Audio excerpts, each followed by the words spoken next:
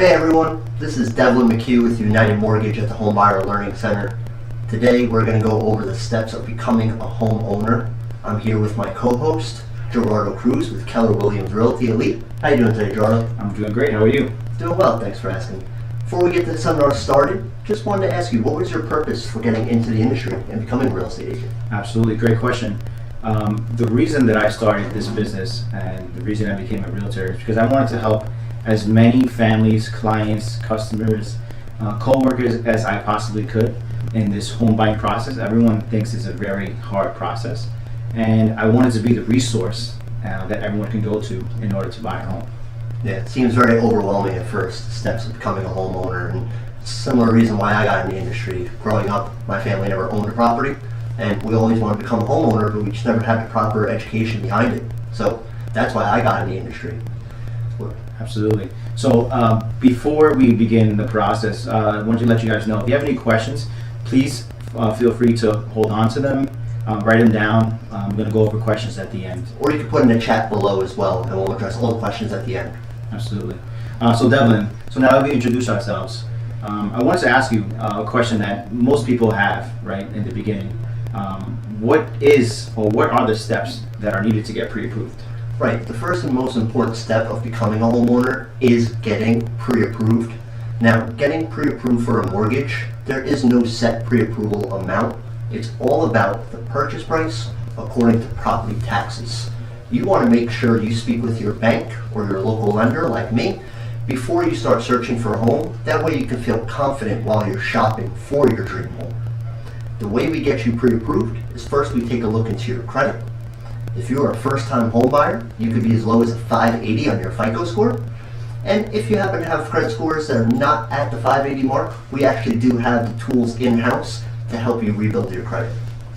After we take a look into your credit scores, then we're looking at your monthly expenses as far as your minimum payments on your credit cards or any payments that you have on any car loans, student loans, or personal loans. There are multiple different loan programs out there for first-time home buyers. The most popular one is the FHA loan. The FHA loan allows a low 580 FICO score, a minimum of 3.5% for your down payment, and ideally, they want to see 57% of your gross monthly income covering your monthly mortgage payment, which consists of the mortgage, interest, property taxes, and homeowners insurance, as well as any of those monthly payments you do have on your credit report. That way, you know that you still have some money left over. You pay all your bills and your mortgage payment, still live your life and enjoy the life to the fullest. The way we get you pre-approved, we do have to collect some documents first.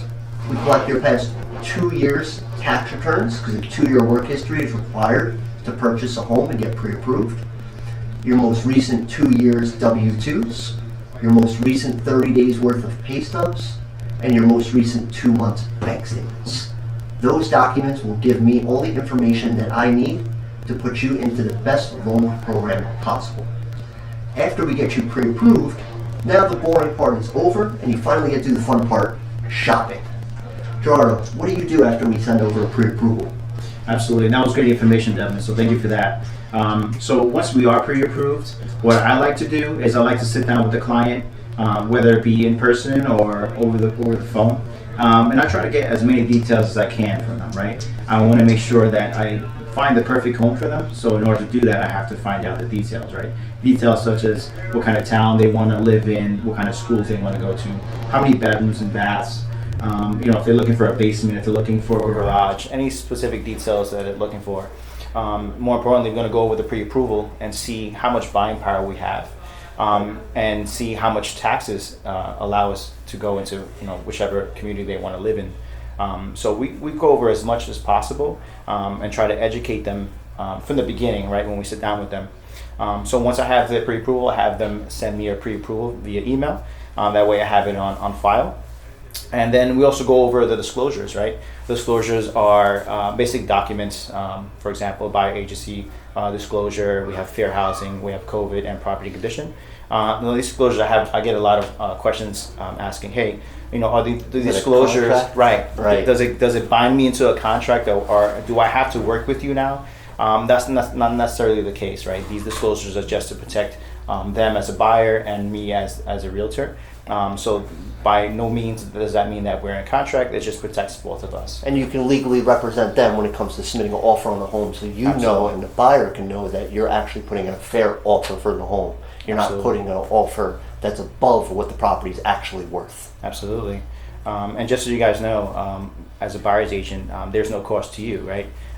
So meaning that I'll work with you. We'll get right. We'll go through the whole process from A to Z, and it's zero cost to you. So who pays for the real estate agent? then? It's actually going to be the seller. The seller pays for the buyer's agent as well. Got it. And you being a licensed real estate agent, you have access to all of the property listings that are currently available, any updates, right, that happen to the property as far as a price reduction, new listings hit the market, or a property that may have not actually successfully closed that went into contract previously and now is back on the market.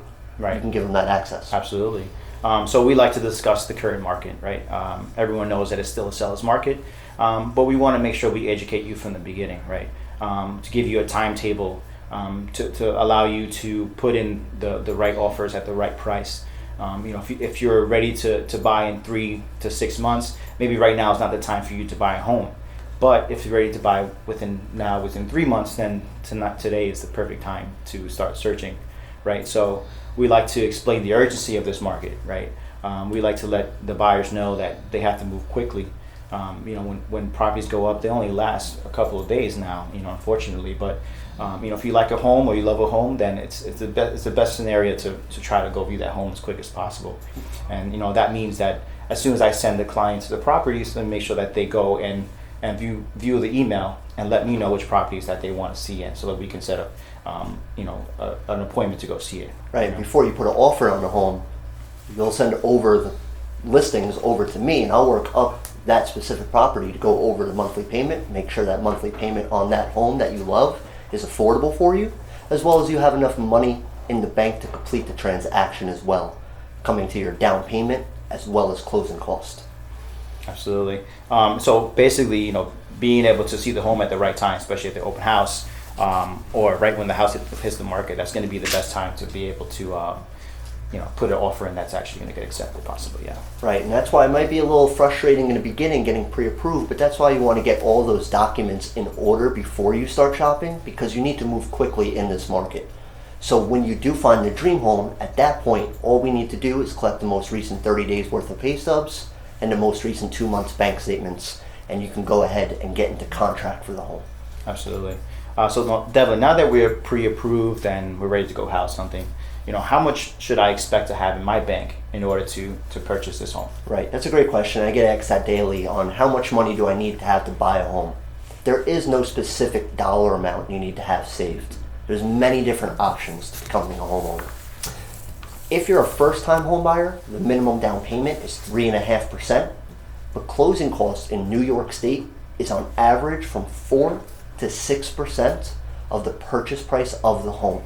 So there is no set dollar amount. It's all about the percentage of the purchase price of the property. So you want to make sure you have that 3.5% down payment. So if you're looking at, let's say, a $400,000 home, that could be $14,000 as your down payment. And then the closing cost can be anywhere from 4 to 6%. Every property will be different. I like to work the numbers up, worst case scenario numbers. The only number I can control is the bank fee of underwriting and processing of $1,700.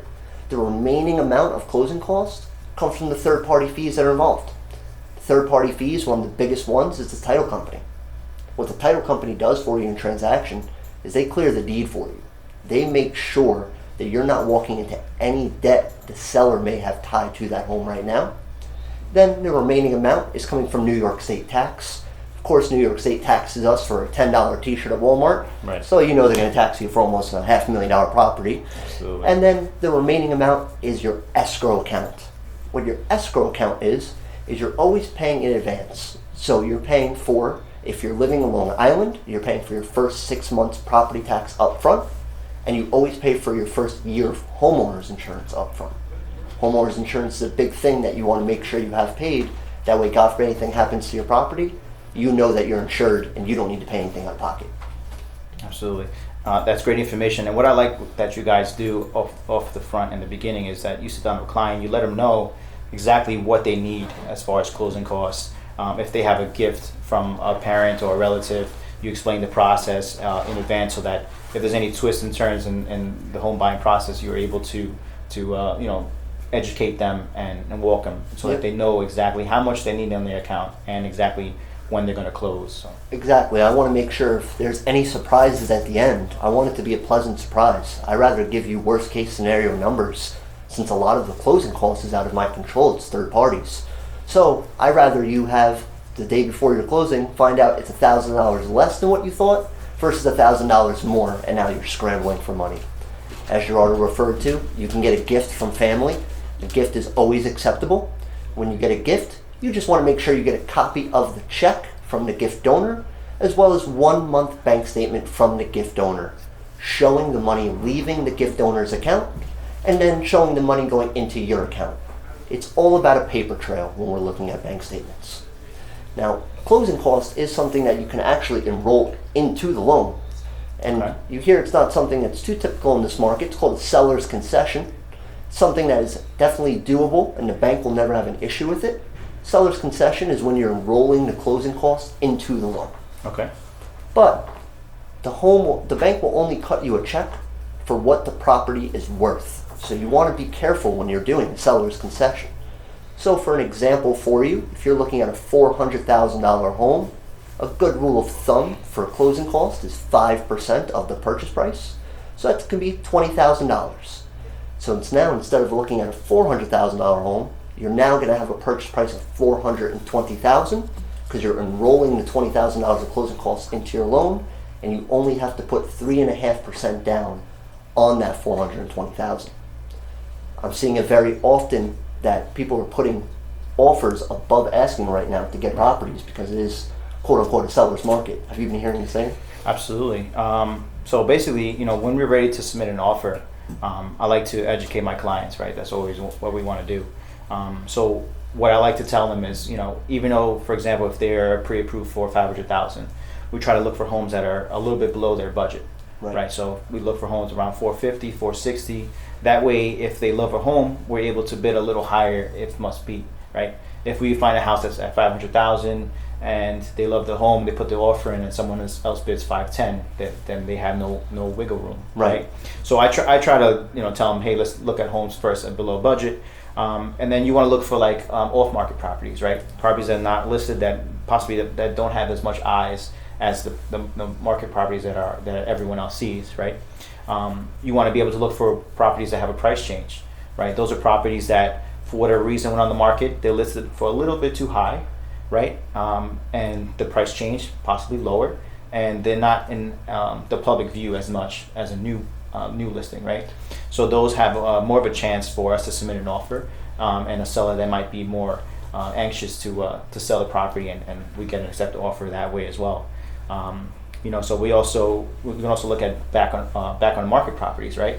Properties that were on the market for a while and they expired for whatever reason, and then at that point they're back on the market, and again you have a seller who's very motivated at this point.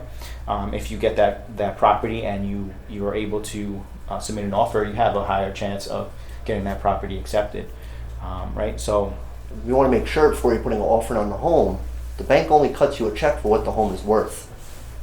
Who determines what the home is worth is the appraisal. So the appraiser will go out to the property that you're buying, and they'll do what's called compensations. They'll look at 3 comps, 3 homes that have recently sold in that area, and that's how they justify what the property is worth. The bank only cuts you a check for what the home is worth. So that's really when you can step in and really help out and do the comps before they submit an offer to make sure that you're not submitting an offer too high, because if you submit an offer at a $400,000 listing price and you submit at $450,000 thinking that's going to get you the deal, if that home only appraised at $400,000, the bank's only cutting you a check for $400,000. Absolutely. So now you have a $50,000 gap. That's something that's going to be hard to negotiate with the seller. Right. So be careful with that. Right. So we like to let the client know about those appraisal issues, right? Like you said, they're caused by submitting an offer that's a little too high. Right. So when that happens, either the client has to be aware of it and they have to come out of pocket, And that's okay. If they have the money to do it, then by all means submit a higher offer to get the bid. But if it's a client who is not expecting to come out of pocket for 20 or 30, 40,000, then submitting an offer like that is not really the best thing to do for them. So you want to make sure that you do your comps, right? You go and you look for properties that are the same kind of style, the same bedroom, the same baths, and you want to be able to figure out how much those have sold for in the past.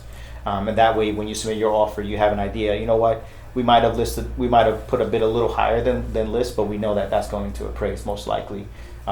So we always want to educate again the consumer and let them know about the possibilities of that gap.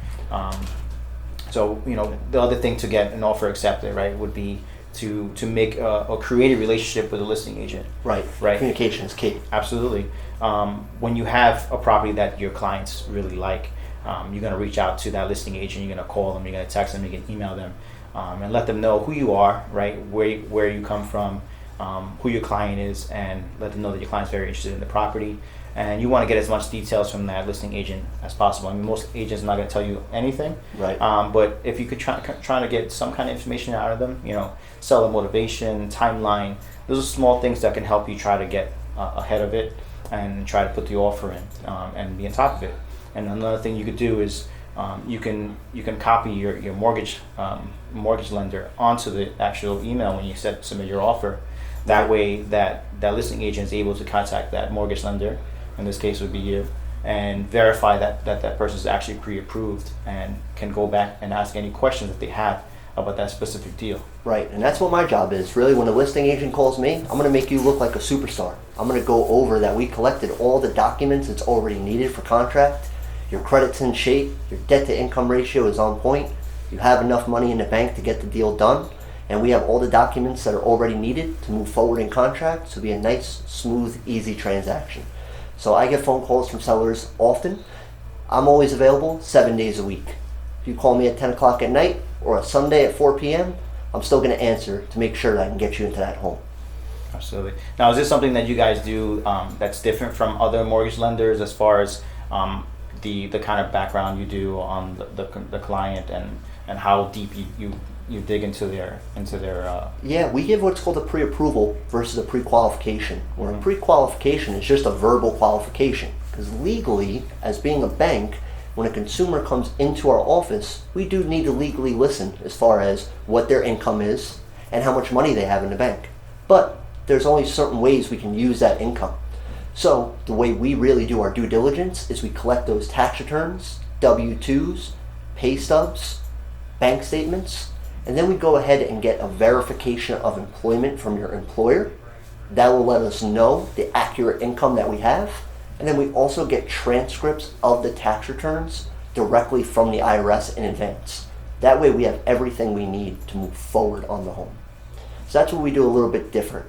It may seem very tedious in the beginning, but we like to do this that way you can feel confident while you're shopping on the home and have no issues actually closing the deal. It's one thing to get an accepted offer, it's another thing to actually close successfully. Absolutely. So now that we have our pre-approval, we sat down with the realtor. That's not going to cost them anything. We discussed the kind of property. We go search for a property. We get an accepted offer. We go get an inspection, or we waive it, or whatever the scenario is. And what's an inspection? An inspection is basically you're going to call a professional, right? They're going to go to the home on your behalf, and they're going to check the property and let you know of any conditions of the property that need to be either fixed or changed, or things that are not in your best interest. The home inspection definitely is in the home buyer's best interest, because it's something that they can use to leverage in the contract. Certain things that need to be fixed, they can write little things in the contract that'll basically be better for the homeowner. Right, and the inspection isn't something that we need as a bank. People confuse inspection from appraisal. The inspection happens before the contract, where an inspector is going through the nooks and crannies of the property to see if there's any type of damage done to the home. The appraisal is just letting you know what the value of the property is. That's what's important to the bank. So we have to have an appraisal done. That's done after contract signing. So it's good to get an inspection beforehand. That way, before you get into contract for the home, you know if there's anything that's wrong with the home that you want the seller to fix before you move forward. Absolutely. So now that once we get into contract, what are the steps and as far as timeline and the process that that the client would expect to go through right after contract? It really all depends on the seller. So the seller may be buying their own home after selling their property, right? So they may not want to sell for 6 months, or they may want to close in 30 days. They're going to be the ones to determine that. Right. That's why we collect all these documents. We're so tedious in the beginning, because if the seller says, I want to close in 30 days, we have the availability to do that because our underwriting and processing department is all in-house. Versus bigger banks like household name banks that you may have your savings or checkings with, they're global banks. So their underwriting and processing department is out of state. So that's what turns them into a 45 to 90 day turnaround time, where we're on more of a 30 to 45 day turnaround time from collecting all the documents and being tedious and having everyone in-house. So your file never leaves our office. Absolutely. So now, once that process is done, we order the bank orders the appraisal. Yes. What does that consist of, the appraisal itself? So the appraisal is always going to have a different cost. It all depends on the type of property you're buying and the location of the property. It's usually anywhere from $500 to $700. The appraisal is one of the only things that you pay prior to the closing day. There's two things that you pay before the closing day. You pay for your appraisal, which you do after contract signing, and then about a week before your closing, you pay for 1 year of homeowner's insurance up front. You do that before to make sure that when you close on your home, God forbid the day you sign the closing paperwork and you're on your way to your new home, something happens to the property on the drive there, your home's insured and it's covered. So that's why the bank does that. All the other fees are collected at the closing table. Absolutely. So anything that you should or should not do before going to the closing table? There's a lot of don'ts and there's a few do's. The don'ts is absolutely do not take any new lines of credit out. When you're buying a home, it is not the time to start shopping for a Ferrari or a Lamborghini, or it's not time to get new furniture yet either. I see that happen to clients often where they're about to hit their closing day and they go to Raymore and Flanagan and they get $30,000 worth of furniture and they take out a line of credit for it. That affects your debt to income ratio now. So you want to make sure before you make any purchases or take out any lines of credit throughout the transaction, you notify your lender beforehand so we can let you know if it's going to affect your qualifications or not. Some do's: always have your most recent pay stubs available to send over, your most recent bank statements, and make sure you have any of your payments that you're making on your credit card or any of your loans on time. Late payments can have a negative effect on your credit score as well as your qualifications for getting approved for the loan. That's great information, Devlin. What I did want to say, just want to remind you guys, this home buying process, it's not a difficult one, but it is one that requires a lot of patience. So if you definitely want to get into a home, just make sure you just keep trying and trying, because it is a lot, but it is doable, especially in this market. It's a very overwhelming process at first, right, when you think about buying a home. But if you take it step by step, it's all about having a team. Me as the loan officer, I'll make sure all the numbers work and you're happy with that monthly payment and you have enough money in the bank. Gerardo's going to help you find the dream home that you're going to love and you're going to want to live in forever. Or you may want to buy it and flip it and sell it. There's a lot of different opportunities out there. Then you also make sure you get a real estate attorney. I hear a lot of the times when clients will tell me they have an attorney that's in the family, but it's the attorney that helps with traffic tickets. That's not an attorney you want representing you in a real estate transaction. Absolutely. So we can help you get in contact with a real estate attorney that specifically specializes in real estate work to protect you in the contract. Yeah, sometimes a day or two makes a big difference, and normal regular attorneys don't understand the time frame that we work with. Right. And if we have the relationship with the attorney, or if they know someone who's actually in real estate, transactions happen very quickly. So it's always great to have an attorney on call that you can just give them an email and say, hey, listen, we're trying to go into contract, send that contract right away, or we need this revision. We're trying to get into contract within the next 2 days. It's always good to have something that someone you can actually speak to right away and have the transaction excelled. So right, and having a team available for you 7 days a week, right? I'm sure the average person is over here working a 9 to 5 job. We're available past 5 o'clock on office till 9 o'clock at night every day, and we're also here 7 days a week. And you want to make sure your realtor is also available 7 days a week, and your attorney as well, because time is of the essence when it comes to buying a home. So you want to make sure you have that dream team. Absolutely. And that being said, I mean, I know you work some late nights here. I see you leaving 9, 10 o'clock at night, which is not traditional for a regular bank. Right. You know, my phone is always on. You know, my phone, even when I'm on vacation, I have my phone with me, you know, handling clients. So it's always important to have people that are there for you, you know, make you feel comfortable, and, you know, have you move forward and, you know, be successful, right? Right. And get you into that home that you were looking to get into. So. Right. When most people have their racing thoughts or questions about buying a home is usually late night when they're with their family, 9 o'clock, 10 o'clock at night, when they're about to go to bed thinking about buying a home and what are the steps to take. You can feel free to reach out to us at that time. We're always going to be available, whether you text, call, or email. We'll get back to you within that day. Absolutely. Did you want to open up to any questions that we have? Yeah, do we have any questions in the chat, Dom? Right now, nothing. All right. Well. All right. So I also want to touch up on a few different loan programs too that are available. I know I went over the FHA loan, which is the first time homebuyer program, where you can put 3.5% down as your down payment, as low as a 580 FICO score, as well as 57% debt to income ratio, meaning 57% of your gross monthly income has to be able to cover the monthly mortgage payment, as well as any of the monthly expenses on your credit report. Then there's the conventional loan program. Conventional loan program actually has a down payment program where you can put 3%, but not everyone qualifies for that. They're much more restricted on their guidelines, where they want to see 50% of your income to be able to cover your monthly payment, as well as the monthly expense on your credit report, as well as a 640 credit score and above. Then for any of our veterans out there, thank you for servicing our country, and the way that the government gives back is the VA loan. The VA loan is the only loan program out there that is no down payment required. So those are the 3 main loan programs that you'll hear about. Now, do we have a loan available? For example, let's say someone finds a house that needs a little bit of work. You know, they're looking to buy a home in an area that might be maybe a little bit out of their price range, but they find a home that might be lower in price, but it needs some work. Is there anything that you can recommend as far as a loan program that would help them out? Absolutely. There's a few different loan programs out there for those types of situations, and they're called different things. You'll hear they're called a rehab loan or a renovation loan. And what it really is let's say the home is being sold for $250,000, but the home needs some work to make it in livable condition, and it needs $50,000 worth of work. Well, no need to worry about having that 50 grand saved up to pay out of your own pocket. You actually enroll it into the loan amount, where now your renovations will be done in the loan. So now that $250 purchase price plus the $50,000 renovations, now you're just going to put your minimum down payment on $300,000, and you can do all the renovations and customize the home the way you like it to be.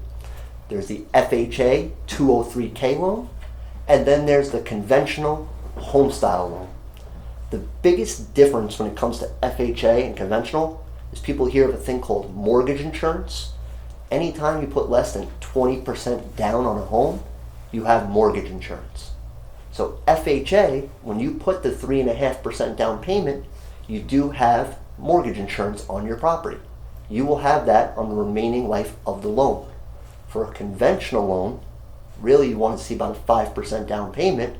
You'll still have mortgage insurance, but once you reach 20% of equity in the property, now that mortgage insurance will go away naturally. So if you do go with the FHA, you can always refinance this loan into a conventional loan in the future. That way you don't have to worry about having that mortgage insurance forever. So there's so many different loan options out there as being a first-time home buyer, or even buying a vacation home or an investment property. Absolutely. So I wanted to go back to a topic that you were discussing before. You were discussing seller's concession. Now, can you explain to everyone what a seller's concession is? Yeah, the seller's concession is really just enrolling your closing costs into the loan. You have to be a little careful on this because it depends on the loan program you're going with. For FHA, you can enroll all of the closing costs into the loan. For a conventional loan, you can only enroll 3% of the closing costs into the loan unless you put 10% or more. If you put 10% or more as a down payment for a conventional loan, you can enroll all the closing costs into the loan. For a VA loan, you can enroll as much as 4% of the closing costs into the loan. And remember, closing costs in New York State is anywhere from 4 to 6%. All depends on the purchase price of the property and the location of the home and the type of property. So we'll always overestimate those numbers and give you worst case scenario options. You want to be careful with the seller's concession because it may be nice to not pay that closing cost up front. But remember, the bank only cuts you a check for what the home is worth, which the appraisal is going to tell us. And you don't order the appraisal until after you already signed contract.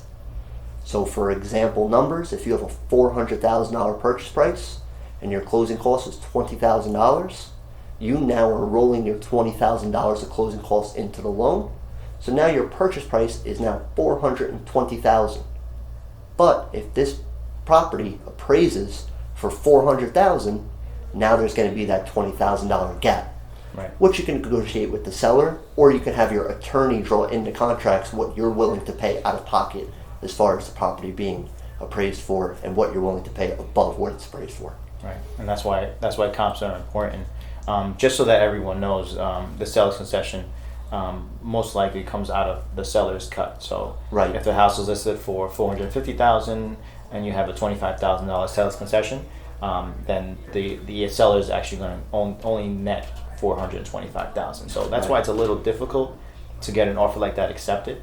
But I mean, when there's a will, there's a way. And Of course, we've got it done. We've had a couple that were successful, and I'm sure it won't be our last. And it's just the ability to help anyone and everyone out there, right? Absolutely. In worst case, if you can't get an accepted offer with the seller's concession, you know to continue to save up, but at least you have that opportunity to get out there shopping.